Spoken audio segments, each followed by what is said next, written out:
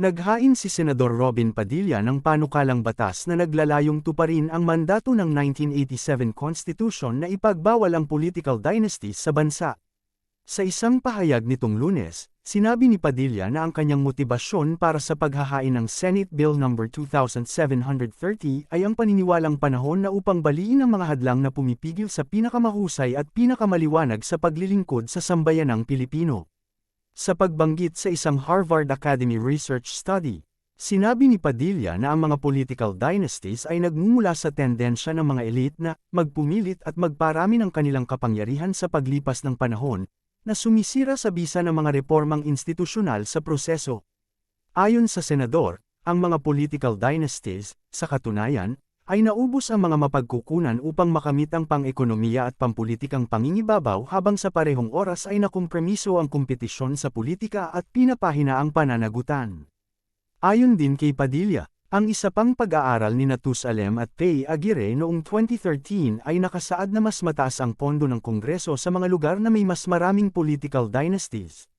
Gayunpaman, sinabi niya na ang mga lalawigang ito ay mayroon ding mas mataas na antas ng krimen, mahinang pamamahala, at mas mababang paggasta sa trabaho, infrastruktura, at pangangalagang pangkalusugan.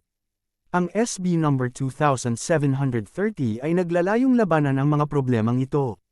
No spouse or person related within the fourth degree of consanguinity or affinity, whether legitimate or illegitimate, full or half-blood, to an incumbent elective official seeking re-election, shall be allowed to hold or run for any elective office in the same city and, or province, or any party list in the same election. Walang taong may kaugnayan sa political dynasty sa nanunungkulan ang agad na magtagumpay sa posisyon ng huli, dagdag nito. Inaatasan din ng panukalang batas, na ang sinumang taong tumatakbo para sa anumang elective public office, na maghain ng sinumpaang pahayag sa Commission on Elections, na wala siyang kaugnayan sa sinumang nanunungkulan na pampublikong opisyal na tumatakbo para sa isang elective public office, sa parehong lungsod o lalawigan. Si Rodrigo R. Duterte ang magiging the first casualty, o unang tatamaan sa pagbabawal sa political dynasties sa ilalim ng panukalang Federal Constitution na binabalangkas ng Consultative Committee para suriin ang 1987 Constitution. Ginawa ito ni dating Chief Justice at CONCOM Chairman Renato Puno sa First National Forum and Public Consultation na pinamagatang Revisiting the 1987 Constitution of the Philippines, na idiniin na walang paraan para palawigin ni Duterte ang kanyang termino o para sa alinman sa kanyang agarang kamag-anak na humalili sa kanya.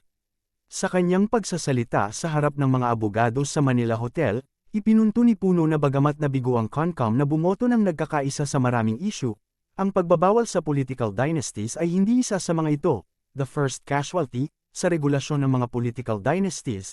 Kung magagamit ang salitang yon, ay si Duterte mismo at ang kanyang pamilya.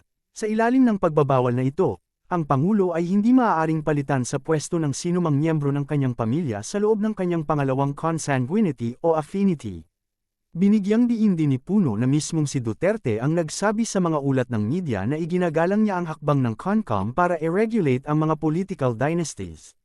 Sinabi dati ni Duterte, sa Itim at Puti, na wala siyang reklamo tungkol sa pagbabawal sa paghalili. Kung gayon, bawasan natin ang walang batayan na pag-iisip na ang hakbang na baguhin ang 1987 Constitution ay isang sopistikadong pakana lamang upang pahabain ang termino ng kasalukuyang presidente. Noong ika-12 ng Marso, 2018, bumoto ang CONCOM na ipagbawal ang mga political dynasties sa ikalawang antas ng consanguinity o affinity, na nangangahulugang ang mga magulang, anak, asawa, lolo't lola, kapatid, apo, biyenan, at kapatid na lalaki ng kasalukuyang opisyal.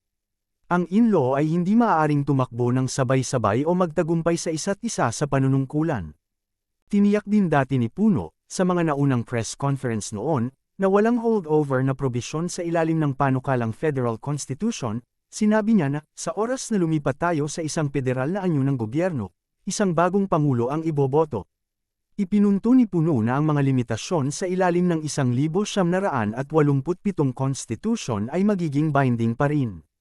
Tiniyak din niya noon na ang panahon ng paglipat sa isang federal na anyo ng gobyerno ay hindi lalampas sa 2022, matatandaan noon nang sinabi ni dating presidential spokesperson Harry Roque na hindi itinuturing ni Duterte na masama ang political dynasties.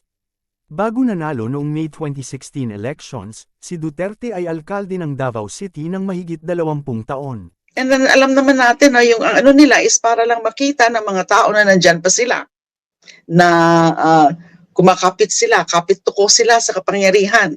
Pero tingnan nyo naman, for example, si Mr. Rodrigo Duterte himself, ilang beses na niya yan nasabi na wala na siyang balak tumakbo, especially for national position, dahil matanda na nga daw siya.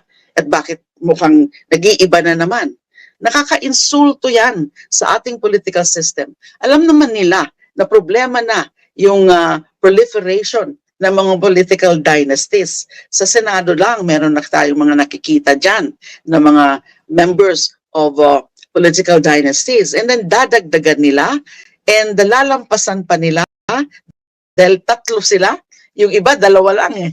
Either mag-ina, magkapatid. Pero ito, 3 na sila. Isang ama, 2 anak.